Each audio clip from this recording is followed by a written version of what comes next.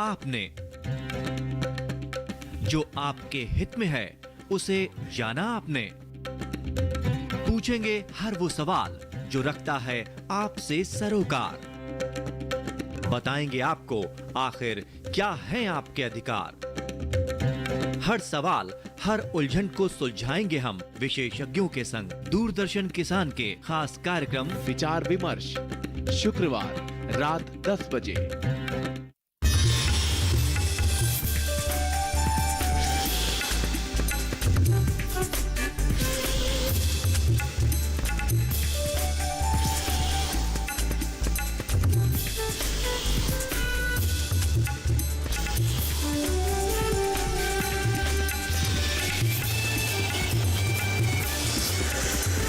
TV किसान, बदलते भारत की शान।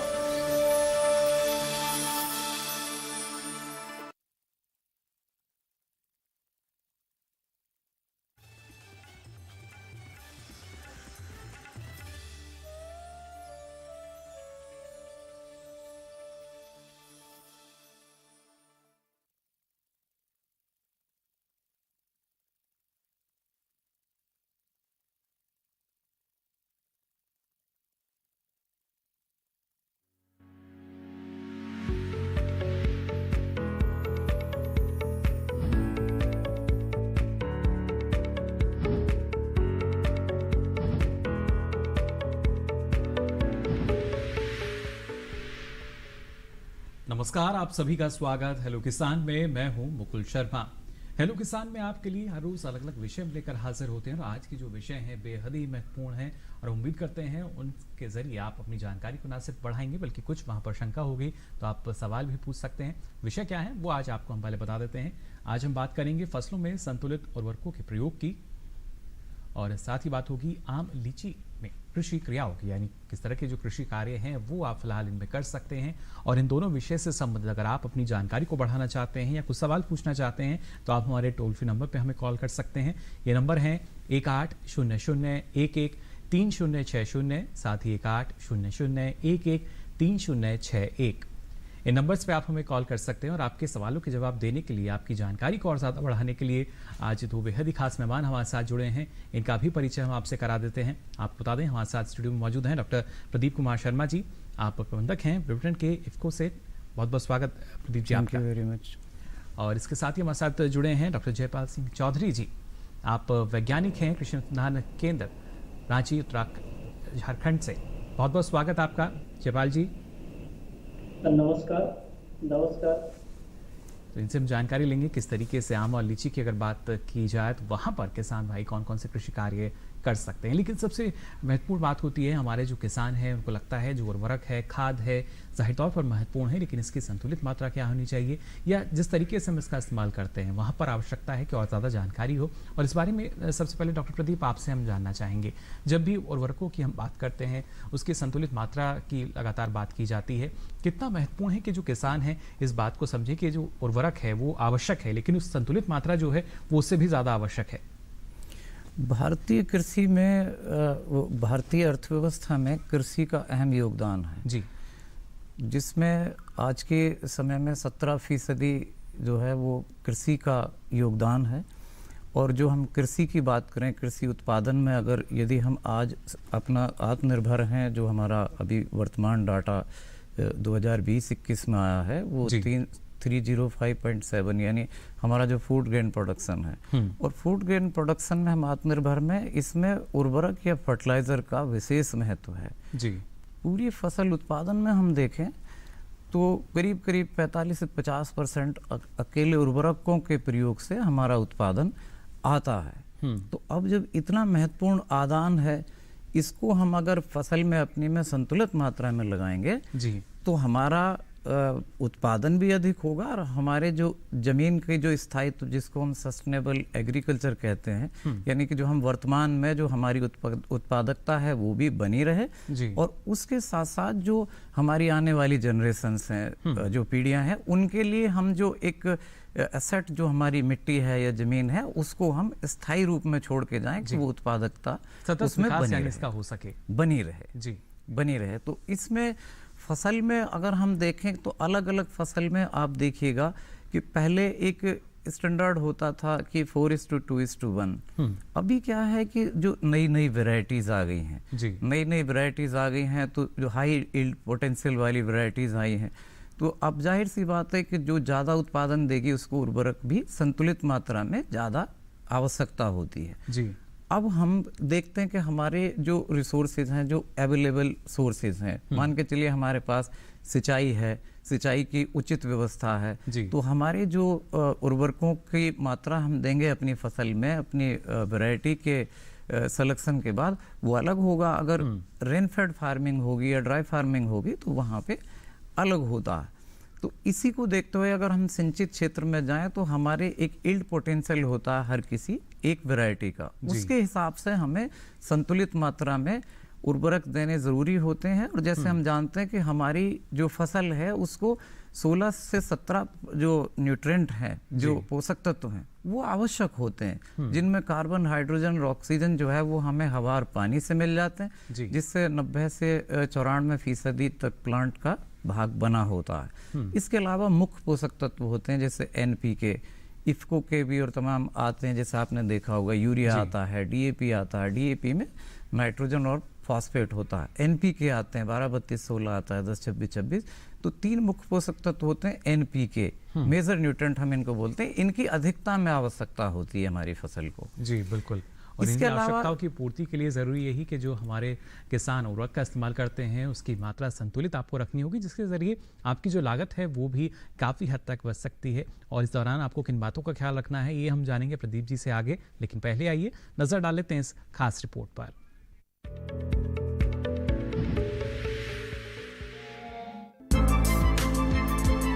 फसलों की अच्छी पैदावार के लिए संतुलित उर्वरकों का उपयोग जरूरी है। खेतों में संतुलित उर्वरकों के उपयोग का प्रभाव न सिर्फ उपज पर पड़ता है, बल्कि मिट्टी की उर्वरा शक्ति भी बढ़ती है। उर्वरकों के संतुलित उपयोग का मतलब है कि फसल की जरूरत के अनुसार सभी जरूरी पोषक तत्वों को समुचित मात्रा एवं उचित अनुपात में उचित समय पर मृदा में उपलब्ध कराना है। पौधों के संपूर्ण विकास के लिए 18 पोषक तत्वों की जरूरत होती है। पौधों के लिए जरूरी मुख्य पोषक तत्वों में नाइट्रोजन, फास्फोरस और पोटाश का उपयोग अधिक मात्रा में एवं अन्य तत्वों का उपयोग थोड़ी मात्रा में किया जाता है। उर्वरकों के संतुलित उपयोग से फसल को तीनों पोषक तत्व सही अनुपात में मिल जाते हैं, जिससे किसान को फसल से अधिक उत्पादन मिल जाता है। किसानों को फसल की किस्म, मृदा गुण और उर्वरक में तत्व के मूल्य के आधार पर उर्वरकों का चयन करना चाहिए। बोई जाने वाली फसल की किस्म के आधार पर उर्वरक का चयन करना लाभकारी रहता है, क्योंकि फसल विशेष किसी तत्व विशेष की उपलब्धता से अधिक उपज देती है। इसके अलावा उर्वरक का परिस्थितियों के अनुसार सही समय पर उपयोग करना चाहिए। सही समय वो होता है जब पौधों को उस तत्व की अधिक जरूरत होती है। फास्फोरस और पोटाश की जरूरत पौधों को अपने प्रारंभिक काल में जड़ वृद्धि के लिए अधिक होती है। ऐसे में इन उर्वरकों की संपूर्ण मात्रा बुआई के समय आधार पर देनी चाहिए। क्षेत्र विशेष के अनुसार फसल चक्र को अपनाते हुए संतुलित उर्वरकों का उपयोग फायदेमंद रहता है।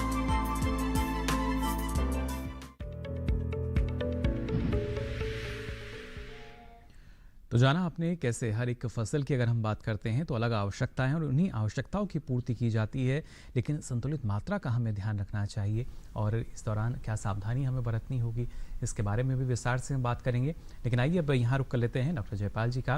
डॉक्टर जयपाल, जानना चाहेंगे आपसे, अमूमन हम देखते हैं जो किसान हैं, जब आम की अगर तुड़ाई हो जाती है या लीची की तुड़ाई करने के बाद अक्सर या तो उन्हें छोड़ दिया जाता है, ऐसे में किस तरह की जो कृषि क्रियाएं हैं वो आवश्यक हो जाती हैं, इस दौरान किस तरह का प्रबंधन है वो आवश्यक रहता है किसानों के लिए?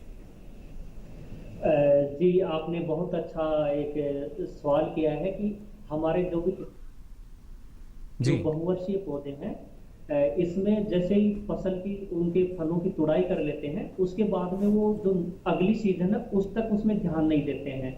और ध्यान नहीं देने की वजह से कई जो अगर हम बात करते हैं कि अगर अच्छा आपको फल लेना है तो सबसे महत्वपूर्ण बात यह है कि आपका जो फल है, जो फल के साथ में जो पौधा है वो स्वस्थ होना चाहिए। अगर पौधा स्वस्थ है, पौधा अच्छे से वृद्धि कर रहा है, तो जो आमदनी है वो भी अच्छी होगी, जी। ये हम मानकर चलते हैं। लेकिन ये आमतौर पर अमूमन जो आम हमारा मतलब भारतवर्ष में अगर बात करते हैं तो एक मुख्य फल वृक्ष है, एक बहुवर्षीय वृक्ष है। और लीची कुछ स्पेसिफिक एरिया है जैसे बिहार, झारखंड, उत्तराखंड, पंजाब, अपना जो आसाम, जो पश्चिमी बंगाल, यहाँ पर इसकी खेती होती है। जी। लेकिन आमतौर पर देखा जाता है कि जैसे ही फल की तुड़ाई होती है, इनको जो बगीचे हैं उनको छोड़ दिया जाता है। तो हम पहले बात कर रहे हैं कि अगर आपको अधिकतम आमदनी लेनी है प्रति जो हेक्टेयर क्षेत्र है, प्रति इकाई क्षेत्र है, तो उसमें 2-3 बातों का ध्यान रखना चाहिए कि पौधा आपका अच्छा होना चाहिए, अच्छी वृद्धि होनी चाहिए। अच्छी वृद्धि के लिए आवश्यक है कि उसका समय समय पर ये आवश्यक है समय पर उसकी जो देखभाल है वो की जाए, जिससे आने वाले समय में भी जो अच्छा फलन है वो आपको प्राप्त हो सके। और इसके लिए किस तरीके से आपको ख्याल रखना होगा, अगर आप बागवानी क्षेत्र से जुड़े हैं, आम और लीची की खेती करते हैं, विस्तार से इस बारे में आपको हम जानकारी देंगे। लेकिन पहले आइए नजर डालते हैं इस खास रिपोर्ट पर भी।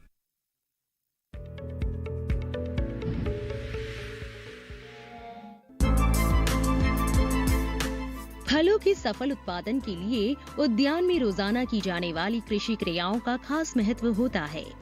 इस समय होने वाली वर्षा जहां गर्मी की तपिश से राहत दिलाती है, वहीं दूसरी ओर फल वृक्षों के बागों में खरपतवारों, विभिन्न रोगों एवं कीटों का प्रकोप भी बढ़ जाता है। अगर आम की बात करें तो नए बाग में 2 या 3 किस्मों को साथ जरूर लगाएं। उत्तरी भारत की प्रमुख किस्में जैसे दशहरी, लंगड़ा, चौसा और बॉम्बे ग्रीन आदि में स्व अनिश्चितता की समस्या पाई जाती है। जिन किस्मों में ये समस्या होती है, उनके फूल के पुंकेसर द्वारा पैदा किए हुए परागण अपने ही स्त्री केसर को निषेचित नहीं कर सकते, जिससे उनमें फल नहीं लगते। लेकिन दूसरी किस्म के परागण निषेचित कर देते हैं। ऐसी स्थिति में एक ही किस्म का बाग लगाया जाए तो वे बाग फल रहित रह जाते हैं। अगस्त में पछेती पकने वाली किस्मों के फलों की तुड़ाई करें और श्याम व्रण से बचाव के लिए कृषि विशेषज्ञों की सलाह से उचित उपाय करें। अगले वर्ष पौधशाला में नए पौधे तैयार करने के लिए मूल वृंद के लिए फलों की गुठलियों को एकत्रित करके क्यारियों में बो दें। अगर जुलाई में किसी कारण से विनियर कलम ना की जा सकी हो तो पौधे तैयार करने के लिए अगस्त में कलम जरूर करें। अगर बात लीची की करें तो यदि जुलाई में गूटी ना बांधी गई हो तो ये काम इस महीने में खत्म कर ले। बाग को खरपतवारों से मुक्त रखें। पुराने बागों में तना छेदक कीट की समस्या रहती है। अगस्त में इस कीट की रोकथाम के लिए उचित उपाय करें। तना छेदक कीट की रोकथाम के लिए बाग को साफ रखना चाहिए और तने में बने हुए छिद्रों में पेट्रोल या मिट्टी के तेल में रुई डुबोकर भरने के बाद छेदों को गीली मिट्टी से बंद कर देना चाहिए।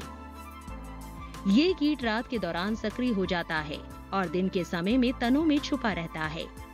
इन्हीं दिनों बूटी द्वारा तैयार किए गए पौधों को पौधशाला में जरूर लगाएं।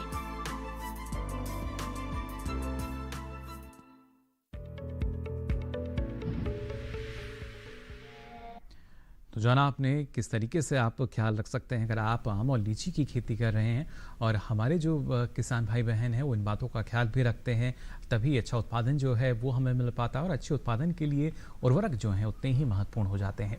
डॉक्टर प्रदीप, आप हमें यहाँ जानकारी दे रहे थे किस तरीके से जो संतुलित मात्रा है वो काफ़ी आवश्यक रहती है हमारे जो किसान जिसका इस्तेमाल करते हैं। इस बारे में आगे आपसे मैं जानकारी लूँगा। फिलहाल एक दर्शक हमारे साथ जुड़ चुके हैं महाराष्ट्र से। बहुत बहुत स्वागत आपका हेलो किसान में।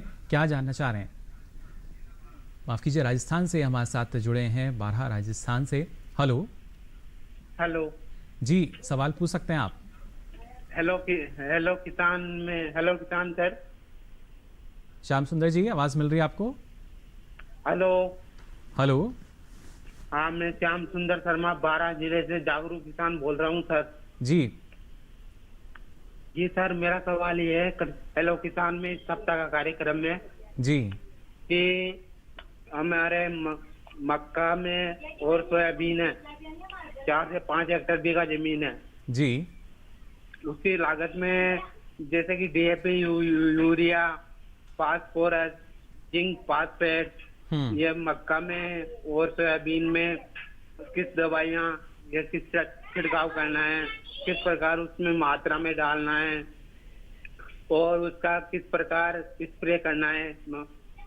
जी। ये सर से जानना चाह रहा हूँ, और ये भी जानना चाह रहा हूँ 12 जिले का मंडी भाव मौसम कैसा रहेगा इस सप्ताह के लिए। जी बिल्कुल, देखिए दूरदर्शन किसान के जो अन्य प्रोग्राम है उनमें सारी जानकारी आपको हम देते हैं, मंडी भाव की बात करें या मौसम की। लेकिन हेलो किसान में जो दर्शक हमारे साथ जुड़े, और जैसे आपने अपना जो सवाल किया, सोयाबीन और मक्का की खेती आप बड़े पैमाने पर करते हैं, और यहाँ प्रदीप जी अगर देखा जाए तो इनका भी सवाल यही था कि संतुलित मात्रा जो है वो क्या हो सकती है। अमूमन किसान को ये जानकारी नहीं होती कि कितनी मात्रा में उन्हें खाद का उपयोग करना है, कितनी मात्रा में उर्वरक देना है। कितना महत्वपूर्ण है कि किसान को ये जानकारी हो। जी मैं यही बता रहा हूँ कि जो हमारे द्वितीयक पोषक तत्व होते हैं, कुछ हमारे सूक्ष्म पोषक तत्व होते हैं, तो सभी का संतुलन होना चाहिए जितना पौधे को या फसल की रिक्वायरमेंट होती है। और उसके देने के जो साधन है वो उर्वरक के साथ हम कार्बनिक तरीके से दे रहे हैं, या हम कुछ बायो फर्टिलाइजर्स आते हैं वो लगाते हैं, स्पेशलिटी फर्टिलाइजर्स आते हैं, तो वो एक पैकेज होता है हर क्रॉप का। अभी जैसे हमारे किसान भाई बात कर रहे थे मक्का की, कि मक्का में कैसे हम जो हम फर्टिलाइजर शेड्यूलिंग, जिसको हम उर्वरक निर्धारण कहते हैं, बहुत अच्छा सवाल किया इन्होंने। मक्का एक ऐसी फसल है कि जो हमारी जो फूड ग्रेन वाली फसल है, इसका यील्ड पोटेंशियल यानी कि इसकी उत्पादन क्षमता सबसे ज़्यादा होती है यदि हम इसका वैज्ञानिक ढंग से इसका हम प्रबंधन कर लें।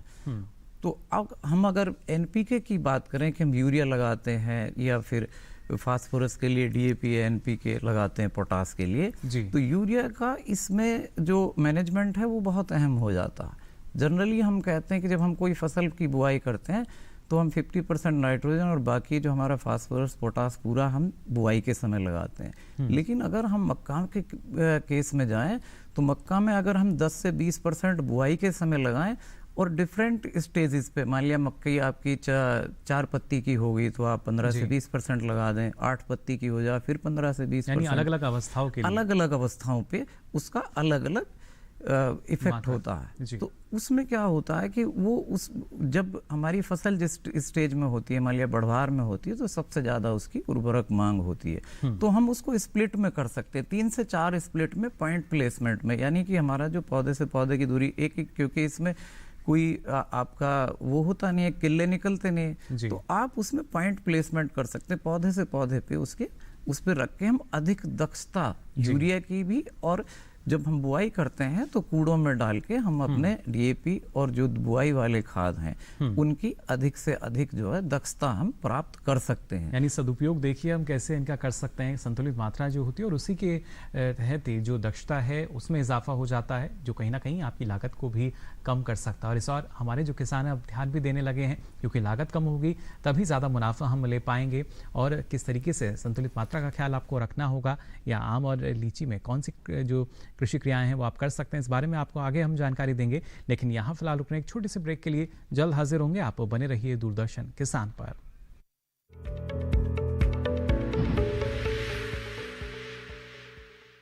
अरे भाई सुना नहीं क्या, केसीसी ने किसानों का जिंदगी बदल दिया है। देश के छोटे किसान 1,60,000 रुपये तक का कर्ज बिना किसी गारंटी को ले पाएंगे। ब्याज खोरों से भी पीछा छुटा। मैं तो जैविक खेती का पूरा सामान मंगा लिया, केसीसी का भी कोई दबाव नहीं है। ब्याज चुकाने के लिए पूरा 1 साल मिलता है। समय पर भुगतान करने पर केवल 4% के सालाना ब्याज पे लोन मिल गया मुझे। अपना आधार कार्ड, लेटेस्ट फोटो और जमीन के कागजात लेके अप्लाई करो बस। और नामांकन भरने के लिए जेब भी ढीली नहीं करनी पड़ी।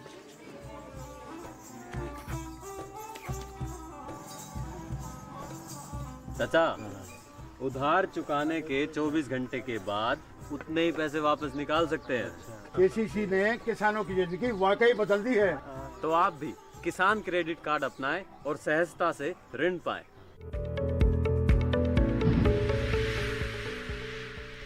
ब्रेक के बाद आप सभी का एक बार फिर स्वागत हेलो किसान में। आज लगातार आपको हम जानकारी दे रहे हैं फसलों में उर्वरक का संतुलित प्रयोग और साथ ही आम और लीची में कौन से कृषि कार्य आप फिलहाल इस मौसम में कर सकते हैं।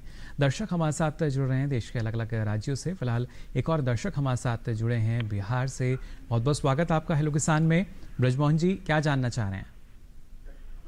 हम ये जानना चाहते हैं कि हमारा बाढ़ का क्षेत्र है जी, और और वहाँ के क्षेत्र में जो पौधा है हम लगाते हैं वो मैक्सिमम 3 फीट 3.5 फीट का है जी। और हर एक साल बाढ़ में जो है ना पिछले साल लगाया तो डूब गया। इसमें क्या डालें कि एक साल में पौधा हमारा बढ़ के बड़ा हो जाए, अगले साल फ्लड में मरे नहीं। जी, कौन सा पौधा आपने लगाया है? आम का। आम का पौधा आपने लगाया है, चलिए बिल्कुल। डॉक्टर जयपाल, आपसे हम जानना चाहेंगे, ब्रजमोहन मिश्रा जी हमारे साथ जुड़े हैं आरा बिहार से, और जो स्थिति है बता रहे हैं कि क्योंकि पानी की अधिक मात्रा हो जाती है, जो पौधा है वो डूब जाता है, ख़राब हो जाता है। ऐसे में कौन सी अच्छी जो किस्म है वो रहेगी आम की, और जो उसकी ऊंचाई जैसे इन्होंने बताई हमें, तो कितनी रखनी चाहिए या अच्छी रहेगी? जैसे इन्होंने बात की है, इनका कहना है कि इनका पौधा बाढ़ में डूब के मर जाता है, तो हम बिहार के लिए यहाँ पे रिकमेंड करते हैं कि जब जो रोपाई का समय है वो जून जुलाई से लेकर के अक्टूबर तक का रहता है, तो इनको हम रिकमेंड करते हैं कि अक्टूबर में देश के अन्य भागों में जहाँ सरफेस तक हम पौधा मतलब रिकमेंड करते हैं कि आप सरफेस पे लगाइए, लेकिन जो यहाँ पे पौधा है स्पेशली पौधा जो और जगहों पे हम 1 साल का पौधा रिकमेंड कर सकते हैं, लेकिन समस्या है वहाँ पे 3 साल का लंबा पौधा मिलता है, और उसको थोड़ा जब बाग में लगाएं ये, तो इनको ध्यान रखना है अक्टूबर के महीने में लगा करके थोड़ा सतह से ऊपर रखें, और जहाँ से उसका ग्राफ्टिंग हुआ है, ग्राफ्टिंग जो एरिया कम 40 से 50 सेंटीमीटर भूमि से ऊपर होना चाहिए, और पौधे का जो कम से कम 3 साल की जो अवधि वाले पौधे जो बिहार में हाजीपुर में इनको मिल जाएगा, हाजीपुर रोड पे बहुत पौधे उपलब्ध है जो 3 साल के होते हैं, और ये पौधे बाढ़ में अच्छी तरह से सर्वाइव करते हैं। तो इन पौधों को आप लगाएं और सरफेस से थोड़ा ऊपर अक्टूबर माह में लगाएं, और यहाँ के लिए बिहार के लिए जो रिकमेंडेड जर्दालू है इनके लिए, और जो हिमसागर और सफेद मालदा जिसको लंगड़ा भी बोलते हैं, ये किस्म के पौधे ही आप लगा सकते हैं। जी बिल्कुल, तो देखिए किस तरीके से आप जो पौधा है वो लगा सकते हैं, और किन बातों का आपको ख्याल रखना होगा अगर इस तरह की परिस्थितियां आपके सामने आती हैं, तो वहाँ भी जो पौधा है वो बच सके और आने वाले समय आपको अच्छा जो फलन है वो मिल सके। साथ ही यहाँ डॉक्टर प्रदीप, आपसे भी हम जानना चाहेंगे, क्योंकि जैसे कि जो दर्शक हमारे साथ भी जुड़े, उनकी उम्मीद यही रहती है कोई भी फसल हो कि अच्छी उपज हो सके और उसके बाद अच्छा मुनाफा उनको मिल सके। इस दिशा में काफ़ी हद तक किसान जो है निर्भर रहते हैं उर्वरक पर, और कभी कभी तो इस तरह की शिकायतें भी आती हैं कि हमने जो उर्वरक है वो काफ़ी मात्रा में डाला, इतनी आवश्यकता नहीं थी, ज़्यादा भी डाल दिया, लेकिन उतना जो उपज है उनको नहीं मिल पाई। कितना महत्वपूर्ण है ऐसे में कि जो एक आवश्यकता है फसल की, किसान उसको समझें, उसी के अनुसार जो क्रियाएं उनको करनी है वो करें उर्वरक की? हमारे आदरणीय प्रधानमंत्री जी का भी यही सपना है कि किसानों की लागत कम हो और आय उनकी दोगुनी हो। इसमें मैं कुछ बेसिक चीज़ें अपने किसान भाइयों के साथ ये शेयर करना चाहूँगा कि जब से हम खेत की तैयारी करते हैं और फसल के पकाव तक, कुछ ऐसी महत्वपूर्ण बातें हैं जिनको आप अपने स्तर पर करेंगे तो आपकी लागत भी कम होगी और आपकी उत्पादन भी ज़्यादा होगा। जैसे आप खेत की तैयारी करें तो सबसे ज़्यादा क्या है कि खरपतवार और कीड़े बीमारी जो होती हैं उन पे किसान का सबसे ज़्यादा खर्चा होता है। तो ऐसी परिस्थिति में आप क्या करें कि जब गर्मी का मौसम होता है मई जून में, तो अच्छी गहरी जुताई करके उसको छोड़ दें, उसको हम सोलराइजेशन कहते हैं। तो उसमें क्या होता है कि ज़्यादा हीट गर्मी होने की वजह से जो भी खरपतवार के बीज होते हैं या जो स्पोर्स होते हैं, कीड़े बीमारी के अंडे होते हैं, वो सब नष्ट हो जाते हैं। उसके साथ साथ हमारी फसल की जलधारण क्षमता बढ़ती है और वायु संचार उसमें बढ़ता है। जब हम उस फसल की बुआई करते हैं तो उसमें ये ध्यान रखें कि एक जो हमारा एक तो क्रॉपिंग पैटर्न बहुत इम्पॉर्टेंट हो गया। मैंने अक्सर देखा हमारे किसान भाई जो है वो एक क्षेत्र में केवल एक ही फसल की बिजाई करते हैं और एक उसमें भी एक ही वैरायटी, एक ही किस्म की बिजाई करते हैं। जो फसल चक्र है उसमें कुछ खास बदलाव नहीं हो पाता। फसल चक्र लगाना बहुत जरूरी है, और यदि आप सेम फसल भी लगा रहे हैं तो कम से कम वैरायटी आप अलग अलग लगाएं। अब साहब, इस विषय पर आगे आपसे मैं जानकारी को आगे लेंगे। एक दर्शक हमारे साथ जुड़ चुके हैं, इनका सवाल हम लेते हैं जल्दी से। बहुत बहुत स्वागत आपका हेलो किसान में। कोटा राजस्थान से हमारे साथ ये दर्शक जुड़े हैं। हेलो हेलो योगेंद्र जी, आवाज मिल पा रही है आपको? जी सर, नमस्ते। नमस्कार सर। नमस्कार योगेंद्र जी, सवाल पूछ सकते हैं आप अपना। 15 अगस्त स्वतंत्रता दिवस की डीडी किसान को और दूरदर्शन को पहले तो हेलो किसान को भी बहुत बहुत शुभकामनाएं मेरी जी, तरफ आप से। सभी को भी शुभकामनाएं। बहुत बहुत बधाई। जी सर, मेरा सवाल ये है जी हेलो किसान में जी सर, कि मैं जैसे कि आपका कार्यक्रम इसके तौर पे आ रहा है ना जी ये, जैसे कि नीम लेपित यूरिया खाद के ऊपर, जी तो मैं हम यूँ जानना चाह रहे हैं हमारे जैसे कि सोयाबीन की फसल है तो उसमें कितना उर्वरक, कितना खाद, कितनी मात्रा में देना है, उपयोग करना है जी, और किस प्रकार उसका ध्यान रखना है, पूरी जानकारी संक्षेप में जानना चाह रहा हूँ। प्रकार कोटा का, चलिए कोटा बिल्कुल। जिला संभाग का। कोटा से जुड़े हैं।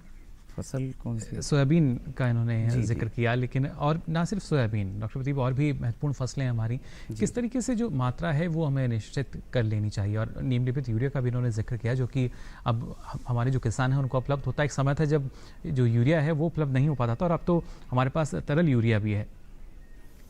देखिए, उर्वरक प्रबंधन में सबसे बड़ी बात यह है कि हमारी फसल की जो यील्ड पोटेंशियल है, जो हमारी वैरायटी के, उस हिसाब से हम उसका निर्धारण करें। हमारे पास जो उपलब्ध साधन हैं, उर्वरक हैं या दूसरे हमारे कार्बनिक साधन हैं या तरल यूरिया है या कई तरह के स्पेशलिटी फर्टिलाइजर्स आए हैं, तो मैं यही बात कर रहा था कि सबसे पहले हम फसल चक्र का चुनाव करें। उसके बाद फिर हम ऐसी फसल उसमें रखें कि एक बार उथली जड़ की हो, एक बार गहरी जड़ की हो, ताकि कुछ नीचे के पोषक तत्व तो एक बार ले, एक बार ऊपर के ले।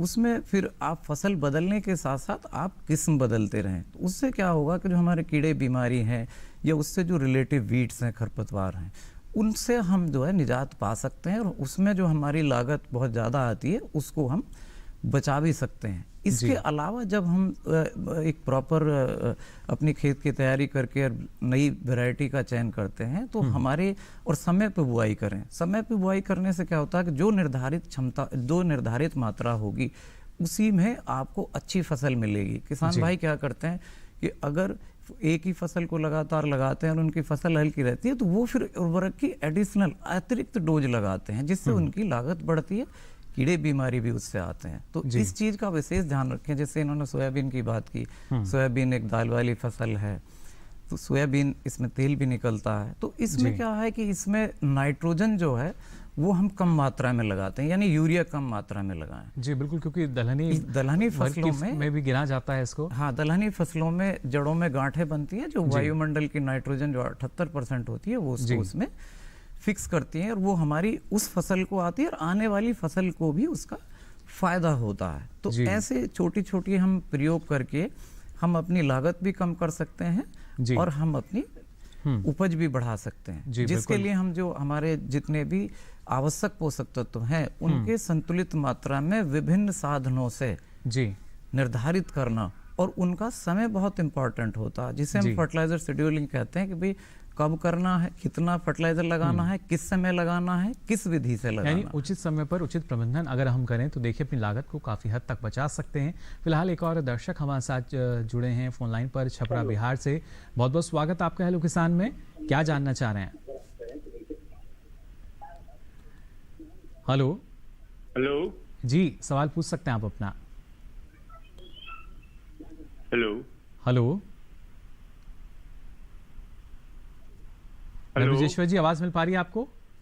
आवाज हम वो छपरा बिहार से नर्मदेश्वर गिरी बोले हैं, नर्मदेश्वर गिरी। जी नर्मदेश्वर जी, बताइए क्या जानना चाह रहे हैं? जी हाँ, ये आवाज आ रही है जी। अपने टीवी सेट का वॉल्यूम आप बंद कर दीजिए, तो आपके सवाल को और बेहतर ढंग से हम सुन पाएंगे। बोल रहे हैं सर कि हम आम का जो बगीचा है जी, इस बार सब जी हम कम कर देते हैं, कम कर देते हैं, ठीक है जी। आम का जो बगीचा है हमारा, इस बार सब में मंजर आया, लेकिन स्प्रे वगैरह करने के बाद भी उसमें फल नहीं रुका जी। अच्छा, और दूसरी बात यह है कि हम ऑर्गेनिक खेती करते हैं, रासायनिक हमने करते नहीं है। तो ऑर्गेनिक में क्या पौधों को हम क्या दें ताकि हमारा पौधा भी सुदृढ़ रहे और फल अच्छा हो?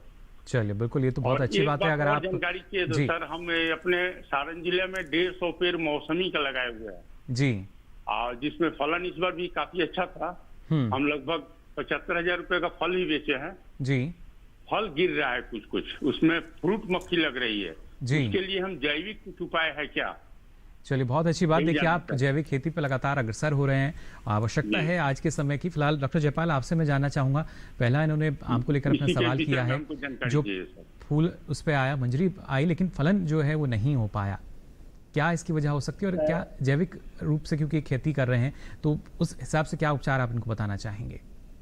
देखिए, ये जैविक खेती अगर कर रहे हैं तो सबसे पहला है कि उसमें पोषक तत्वों की जो मात्रा है उसके लिए तो ये अपना जो ऑर्गेनिक कर रहे हैं वो अच्छे से कर रहे होंगे। लेकिन दूसरा बात है कि अगर इनको जैविक करना है तो जो पौधों का छत्रक के प्रबंधन है वो अच्छे से करें, मतलब जो बगीचा है वो हवादार बनाए। और अगर जब आवश्यकता है, क्योंकि जब ये बोल रहे हैं मंजर आया है और उसमें फल नहीं रुका, तो उसका मुख्य कारण जो मधुआ कीड़ा, जिसको बिहार में जो हॉपर होता है जी, मधुआ कीट का प्रॉब्लम है। और दूसरा, अगर तापमान बढ़ा होगा उस समय में तो उस टाइम में उनका पाउडरी मिल्ड्यू का प्रॉब्लम हुआ होगा।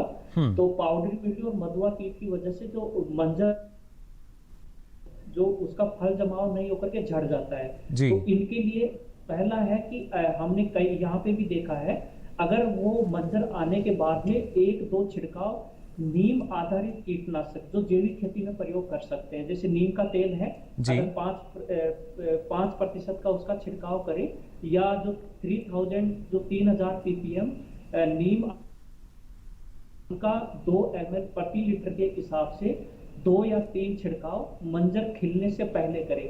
ध्यान रहे कि जब नीम का छिड़काव करते हैं तो कई बार उसमें फाइटोटॉक्सिक जो मतलब पौधों जो मंजर के जलने के में ये जो आता है उसको मिलाएं, या फिर दूसरा है कि जो शैम्पू का प्रयोग करें उसका छिड़काव करें जैविक खेती में। और मेटार्जियम और बीवेरिया आधारित जो कवक जो नाशी आधारित जैविक कीटनाशक हैं उनका भी प्रयोग कर सकते हैं 2 ग्राम प्रति लीटर पानी के हिसाब से, तो दूर हो जाएगी। लेकिन बीमारियों के लिए इतना कारगर जो जैविक कीटनाशक है वो उपलब्ध नहीं है। तो उसके लिए जो बगीचा है आप इनका जो पाउडरी मिल्ड्यू है उसका प्रॉब्लम नहीं होगा, और निश्चित रूप से इनका फलन जो जैविक आम है उसमें अच्छा होगा। जी, अच्छा फलन देखिए मिल सकेगा, और साथ साथ जो एक उम्मीद बंधी रहती है किसान की वो पूरी भी हो सकेगी। फिलहाल हमारे साथ एक और दर्शक जुड़ चुके हैं बिलासपुर मध्य प्रदेश से। बहुत बहुत स्वागत आपका, क्या जानना चाह रहे हैं? जी सर। जी खड़क राम जी, पत्तों में जंग टाइप की आ रही है जी, कौन सी फसल आपने ली है? कीड़े लगे हुए उनमें। खड़क राम जी, कौन सी फसल आपने ली हुई है? उड़द की फसल सर। उड़द की फसल है, क्या समस्या उसमें आ रही है? नहीं सर, खड़गराम बिलासपुर से। जी हाँ जी, गलत आ रहा है सर स्क्रीन पे। जी बिल्कुल, उसको देखिए, उसको भी जरूरी यही कि जो समस्या आती है समाधान उसका जल्द से जल्द किया जाए। फिलहाल जो आप अपनी समस्या बता रहे हैं, मैं चाहूंगा एक बार आप दोहरा दें, उड़द की फसल में क्या समस्या आपको नजर आ रही है? जी सर, उड़द की फसल वो है जी। हेलो जी सर। जी, क्या समस्या है उड़द की फसल में? सर उसमें जैसे पत्तों पे जंग टाइप की आ जाती है ना, धब्बे, जंग टाइप की धब्बे जी, और नीचे कीड़े भी लग रहे हैं जमीन पे, चमकीले वाले। चमकीले जो कीड़े हैं वो आपको नजर आ रहे हैं?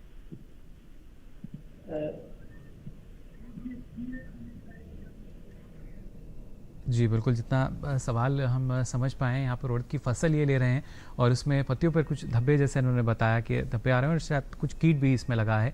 कितना महत्वपूर्ण रहता है डॉक्टर प्रदीप के समय से जिस बात का आप लगातार जिक्र कर रहे हैं कि सही समय पर सही प्रबंधन अगर हम करें तो शायद इस तरह की समस्याएं भी खत्म हो सकें? खत्म हो सकती हैं। दूसरा, ये कोई फंगस हो सकता है, कोई कीट हो सकता है, जैसे उन्होंने बताया खाया वो पत्ते उसके खाए हुए हैं जी। तो आप किसी भी निकटतम जो आपके कृषि विज्ञान केंद्र हैं वहाँ जाके आप वो दिखा सकते हैं अपने पत्ते, और वहाँ से कोई भी कीटनाशी या कोई फंजीसाइड का आप उसमें उपयोग कर सकते हैं। जी बिल्कुल, ये क्योंकि लगातार हम अपने दर्शकों को भी कहते हैं कि ना सिर्फ आपके जो निकटतम कृषि विज्ञान केंद्र हैं या जो कृषि विश्वविद्यालय आपके निकट है, आप वहाँ पर जाकर उस तरह के जो लक्षण हैं वो बता सकते हैं, क्योंकि कई बार हम देखते हैं क्षेत्र अनुसार भी कई तरह के रोग और जो कीट हैं वो फसल पर कहीं ना कहीं प्रभावी रहते हैं। ऐसे में आवश्यक यही कि आप अपनी फसल की निगरानी करें और समय से अगर कुछ समस्याएं उसमें नज़र आ रही हैं तो उनका उचित ढंग से प्रबंधन कर सकें, उनका नियंत्रण कर सकें।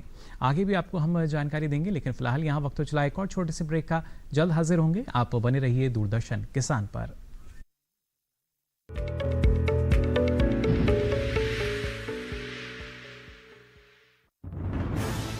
कोरोना वायरस के खतरे से बचते हुए फसल की कटाई, बिक्री, खरीद, नई फसल की जुताई और बुआई सुरक्षित हो सकती है अगर हम लगातार हाथों को साबुन और साफ पानी से नियमित अंतराल पर धोते रहें।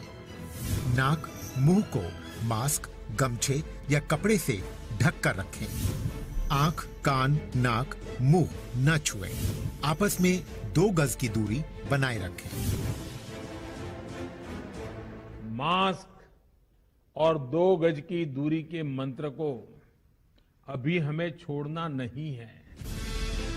फसलों की बुवाई एवं कटाई करते समय आपस में कम से कम 2 गज की दूरी बनाए रखें। फसल की कटाई करने के बाद छोटे छोटे ढेरों में इकट्ठा करें। कृषि के औजारों की समय समय पर सफाई करें। एक दूसरे के साथ औजारों की अदला बदली न करें। श्रमिकों के शौचालयों और हाथ धोने की जगह की ठीक से सफाई जरूरी है। बुआई, कटाई एवं मड़ाई के दौरान इस बात का ध्यान रखें कि इन स्थानों के आसपास कोई थूके नहीं। कंबाइन, हार्वेस्टर, थ्रेशर, जुताई और बुआई की मशीनों को इस्तेमाल से पहले साफ करें। मशीनों के इस्तेमाल से पहले और इस्तेमाल के बाद हाथ साबुन से साफ करें। वाहनों, बोरियों, थैलियों और पैकिंग के दूसरे सामान की साफ सफाई पर भी खास ध्यान दें। खरीद केंद्र पर आने से पहले किसानों एवं श्रमिकों की जांच। खरीद केंद्रों पर भीड़ न लगाएं एवं किसानों को बारी बारी से बुलाएं। गोदामों पर खरीदी हुई फसल को लेने में शीघ्रता करें ताकि किसानों एवं श्रमिकों को रुकना ना पड़े। कोरोना के खतरे से बचाव और अधिक जानकारी के लिए आरोग्य सेतु ऐप डाउनलोड करें। देश में खाद्य सुरक्षा के ये सिपाही भोजन की निरंतर उपलब्धता को सुनिश्चित करते हैं। किसान स्वस्थ रहें तभी हम कोरोना वायरस से जीत पाएंगे, आगे बढ़ पाएंगे। किसान सबल, देश प्रबल।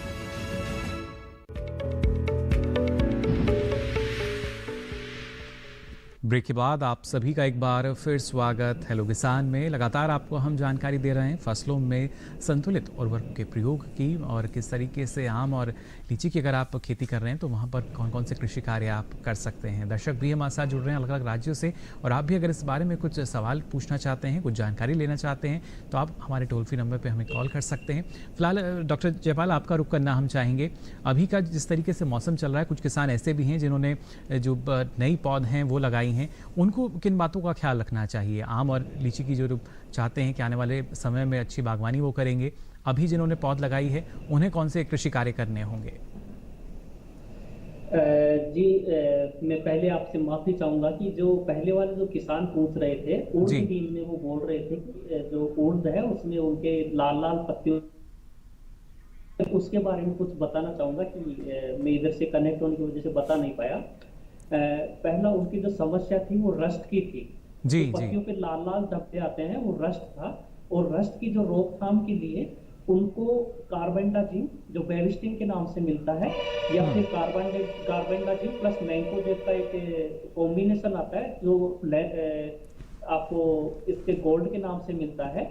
इन दोनों फंगस में से जो भी कवकनाशी है उनमें से एक का 1.5 से 2 ग्राम प्रति लीटर पानी के हिसाब से एक छिड़काव करेंगे तो जो रस्ट वाली समस्या है।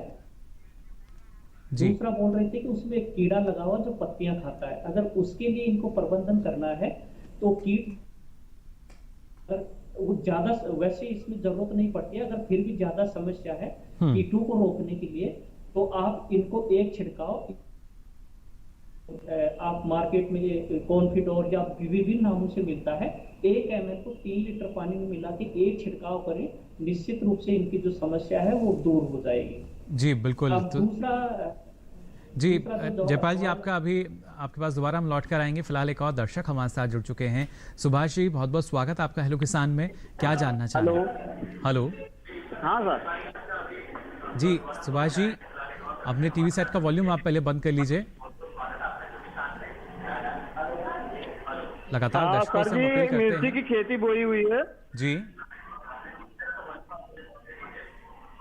मिर्ची की खेती बोई हुई है जी सुभाष जी, और उसमें जगह जगह पर पौधे सूख रहे हैं जी। हाँ उसमें जैसे हाँ हाँ तो उसके लिए उसमें दवाई कौन सी डालना है, फफूंदीनाशक है कि वो क्या समस्या है, ऐसी क्या है? जी बिल्कुल, आज लगातार हम बात कर रहे हैं संतुलित उर्वरकों के प्रयोग की और आम और लीची में जो कृषि क्रियाएं कर सकते हैं। लेकिन एक बार डॉक्टर जयपाल का हम रुख कर लेते हैं। डॉक्टर जयपाल, उम्मीद करता हूँ सवाल आपने सुना होगा। सुभाष जी का खरगोन मध्य प्रदेश से हमारे साथ जुड़े थे। मिर्च की इन्होंने खेती की और समस्या बता रहे हैं कि जगह जगह जो पौधे हैं वो सूखते हुए से नजर आते हैं।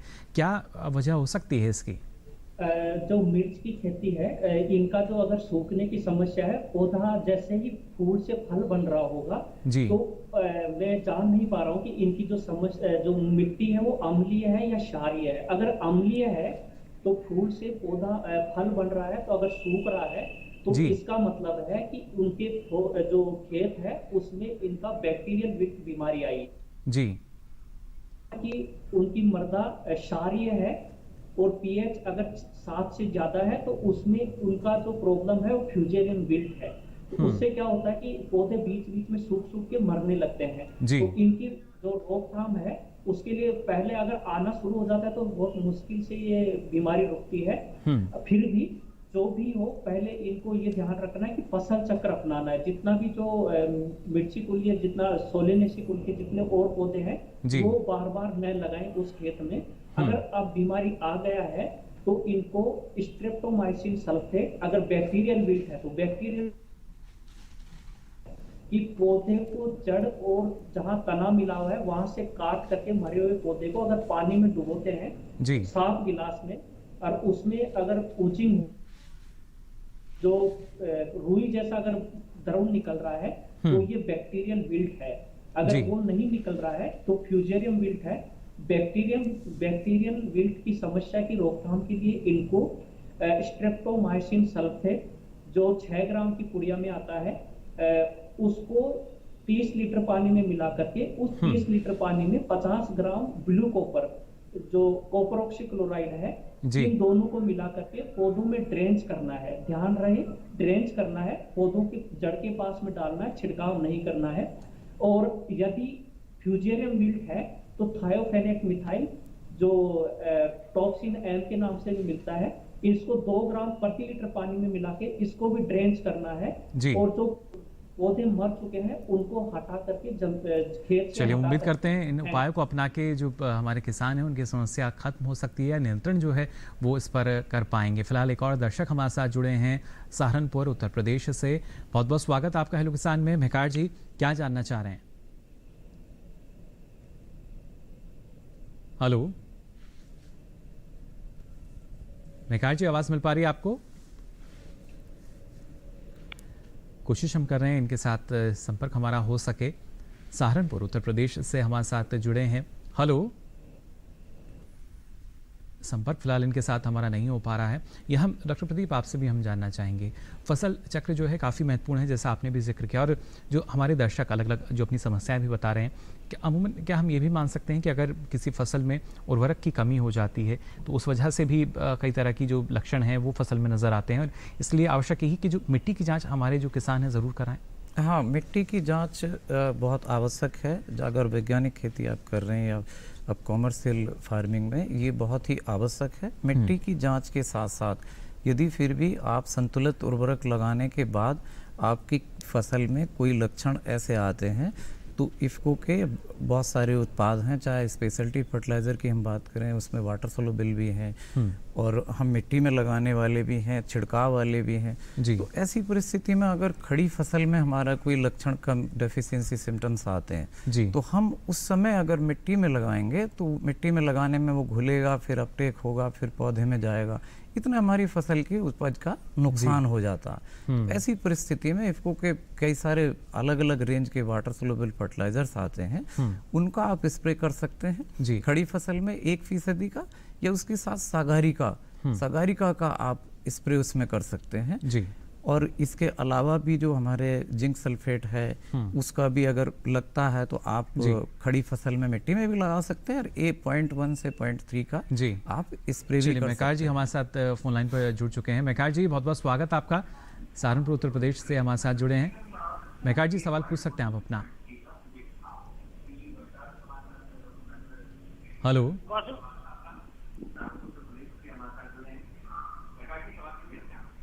हाँ साहब जी, आपसे पहले गुजारिश करना चाहेंगे अपनी टीवी सेट का वॉल्यूम आप बंद कर दें। तब मैंने गन्ना लगा रखा है, गन्ने की फसल पैदा करता हूँ जी। आपसे पहले गुजारिश करना चाहेंगे अपने टीवी सेट का वॉल्यूम आप बंद कर दें। ठीक है साहब जी। गन्ने की फसल आप ले रहे हैं? हाँ साहब गन्ने की फसल ले रहा हूँ। क्या समस्या इसमें आ रही है? साहब इसमें सूख गया, गोड़ा सूख गया है इसका। सूख रहा है? हाँ गन्ने का वो सूख गया साहब जी। साहब ऊपर से पोका सूख गया। हाँ साहब जी बिल्कुल। समस्या लगातार जो हमारे किसान हैं वो साझा करते हैं हमारे साथ।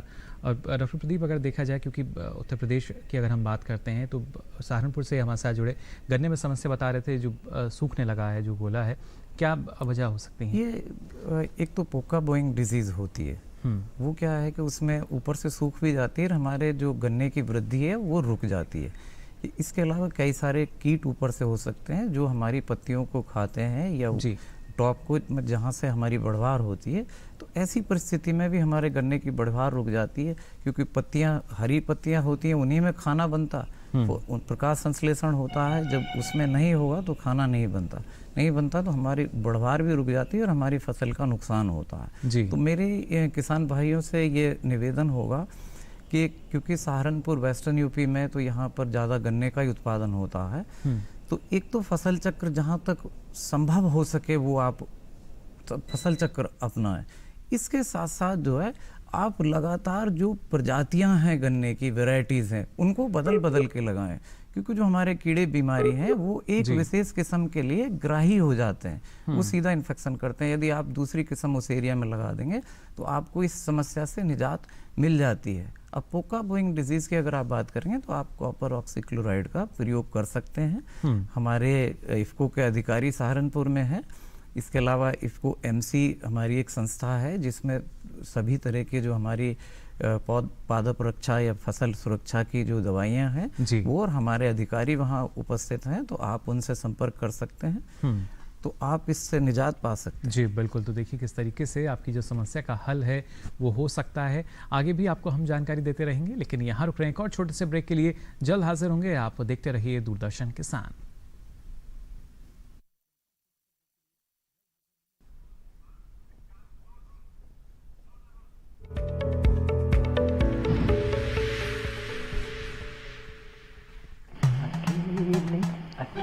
अरे वाह भैया, अकेले अकेले।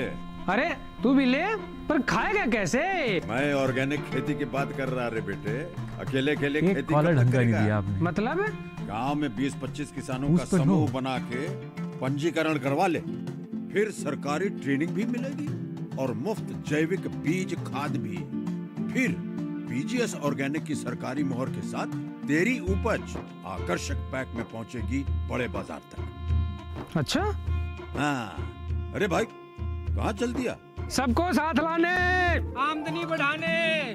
तो किसान भाई समझ गए ना, साथ मिलकर ऑर्गेनिक खेती कीजिए, अपनी परंपरा को आगे बढ़ाइए, ज्यादा मुनाफा कमाइए। माटी से प्रेम की परंपरा है परंपरागत खेती।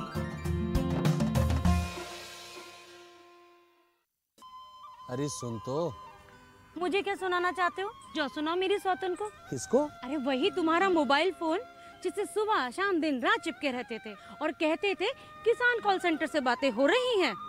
अच्छा ये बात है। हाँ क्यों, क्या हुआ? अब बात नहीं होती क्या? अब तो झट से बात हो जाती है। ऐसा क्या? हाँ, अब तो ज्यादा लाइनें और खास तकनीक के कारण खेती के माहिरों से तुरंत बात हो जाती है। और अगर कभी लाइन व्यस्त हो तो अपनी समस्या फोन पर रिकॉर्ड करा दो, वहाँ से फोन आ जाता है और समस्या की हल का मैसेज भी आ जाता है। ये देखो आ गया। अरे वाह, इसका मतलब इंतजार की घड़ी अब खत्म। हाँ। तभी मैं सोचूं कि आजकल मुझ पर इतना प्यार क्यों आ रहा है। कृषि संबंधी समस्याओं का अपनी भाषा में तुरंत हल पाने के लिए पूरे भारत में किसी भी फोन से हेल्पलाइन नंबर पर संपर्क करें। किसानों का दोस्त किसान कॉल सेंटर।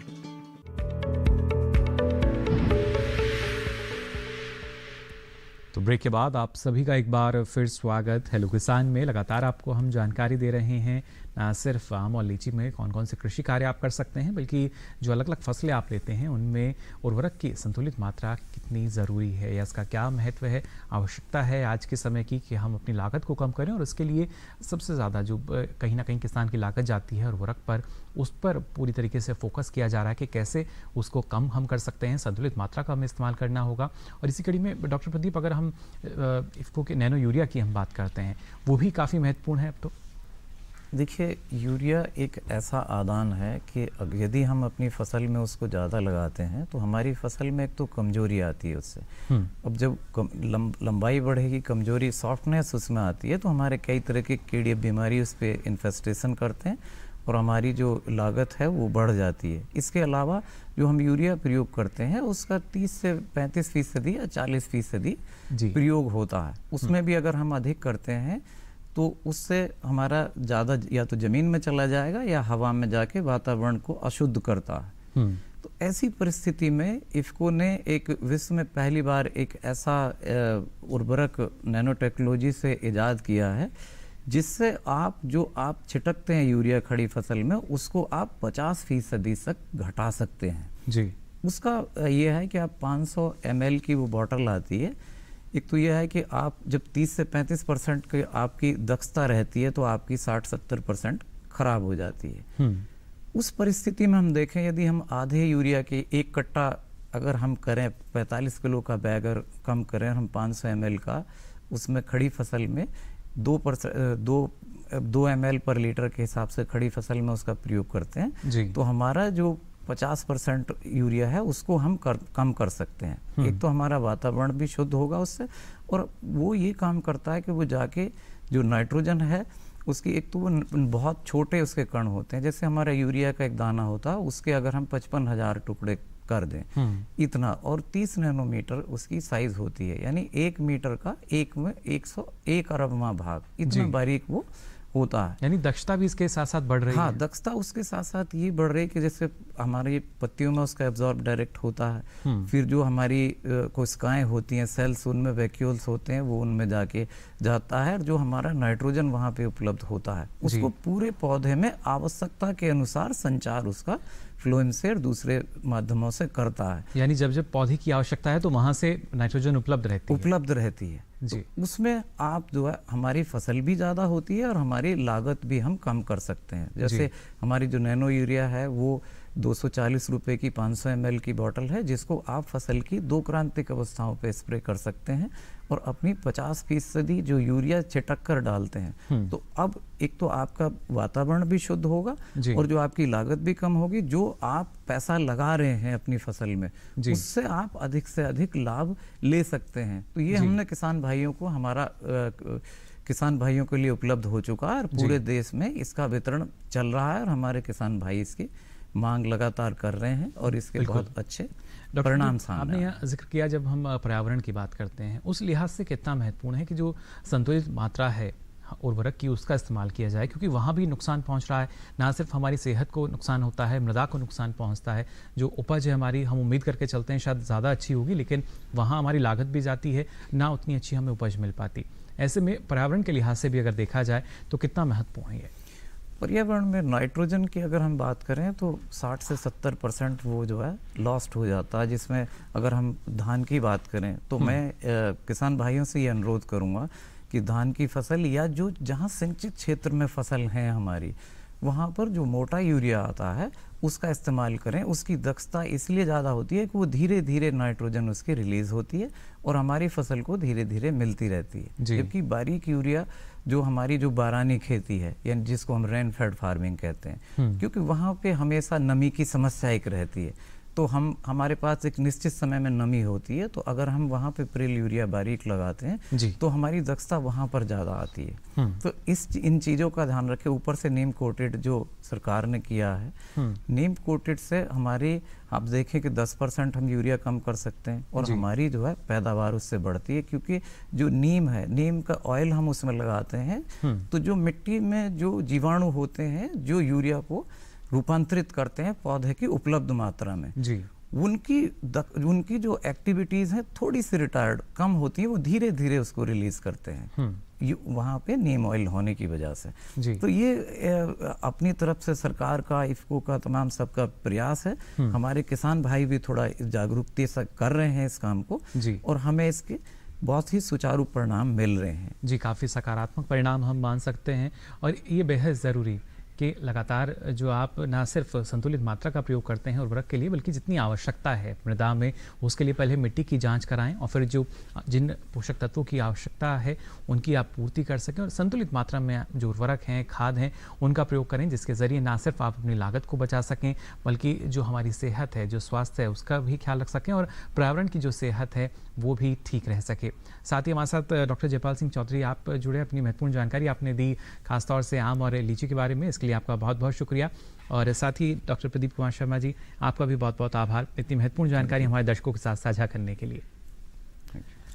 तो जाना आज आपने किस तरीके से हम संतुलित मात्रा में उर्वरक का इस्तेमाल कर सकते हैं और आम और लीची की जो खेती किसान कर रहे हैं वो कौन से कृषि कार्य भी कर सकते हैं। अब चलिए आपको हमारा जो कल का विषय रहेगा उसके बारे में भी जानकारी दे दें। कल बात करेंगे लोबिया और ग्वार की खेती की और साथ ही बात करेंगे कृषि उद्यमिता एवं स्वरोजगार की भी। इसके साथ ही अपना आप कोई सवाल या सुझाव हम तक पहुंचाना चाहते हैं तो आप हमारा ईमेल एड्रेस नोट कर लीजिए। ईमेल आईडी है hellokisan2015@gmail.com। साथ ही फेसबुक के जरिए भी आप हमसे जुड़ सकते हैं। फेसबुक पर जाकर आपको हिंदी में टाइप करना होगा हेलो किसान और यहाँ भी आप अपना सवाल या सुझाव लिखकर छोड़ सकते हैं। अब बारी है आखिरी लेकिन सबसे महत्वपूर्ण विकल्प की। आप डीडी किसान कॉल सेंटर का नंबर नोट कर सकते हैं। नंबर है 1800113060। सोमवार से शनिवार सुबह 6 से रात के 10 बजे तक लाइन्स खुली हैं। इस पर भी आप अपना सवाल दर्ज करा सकते हैं। साथ ही हेलो किसान को अब आप डीडी किसान के यूट्यूब चैनल पर भी देख सकते हैं। इसके लिए आपकी टीवी स्क्रीन पर जो QR कोड आ रहा है इसको आप स्कैन कर सकते हैं और उसके बाद सारी जानकारी जो है यूट्यूब के माध्यम से अब आप कहीं भी कभी भी ले सकेंगे। फिलहाल आज के लिए हेलो किसान में बस इतना ही। फिर हाजिर होंगे नई जानकारी के साथ। तब तक के लिए दीजिए इजाजत। नमस्कार।